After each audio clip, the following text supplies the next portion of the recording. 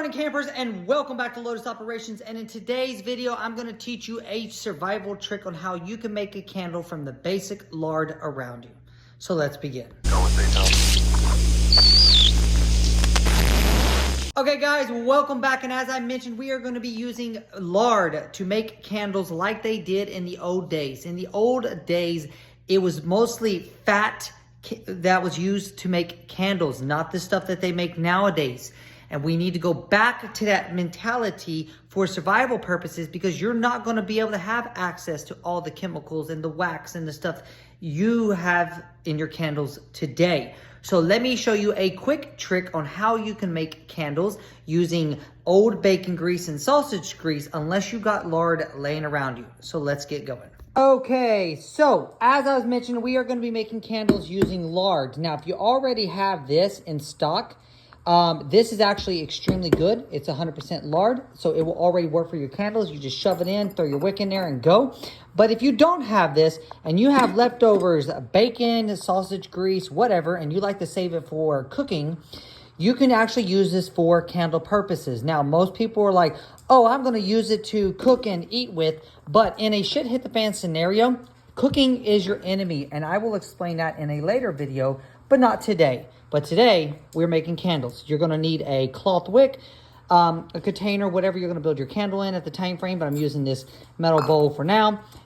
Bacon, sausage grease, or pure lard. So let me get my spoon and let's make this. So when you make your candles, you're going to put lard in whatever you need to. But for this video, I'm going to use about this much. I'll throw it into here. I need two hands. Okay, sorry, it's hard to do without two hands. So you're going to get your lard, you're going to have your wick, you're going to get your lard into your bowl. But what I'm going to do beforehand is I'm going to coat my wick in the lard. So I'm basically going to build my candle. As you can see, like here, I'm going to build my candle by pushing my candle into the lard so it can start absorbing the grease.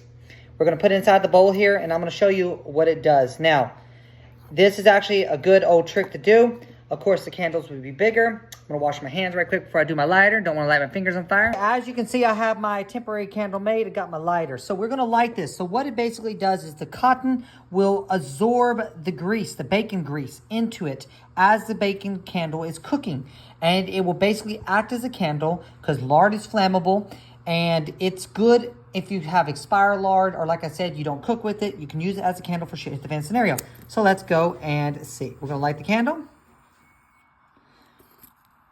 I like the candle without getting my finger too hot here. It's getting hot.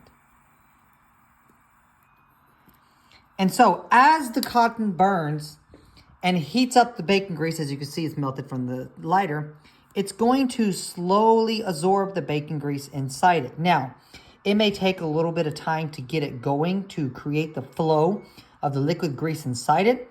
But the principle behind it is you're basically using your natural resources around you that you're not using for other stuff to get to your advantage. So now with this type of device, we're going to go in a dark room and we're going to actually see how bright this is for this type of candle. Well, any candle, of course, is going to be bright, but just so you can see. We're going to go right here. As you can see, this is in the bathroom. You need to go around transport for bathroom purposes in a scenario. You've got candles. You can see, and as you can see, it's over here, still working nice and good. And as it burns, it will slowly burn, absorb the grease, and continue on.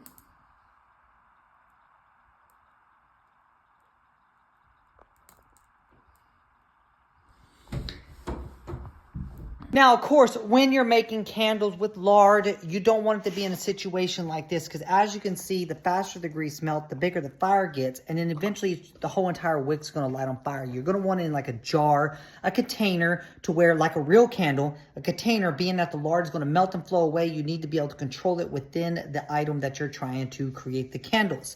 But the principle is the same. Cloth t-shirt, fire, cloth material, absorbs the grease. It acts like a kerosene or a normal candle in a shit hit the fan scenario. Lotus Operations out. More videos coming. And stay tuned. Please subscribe.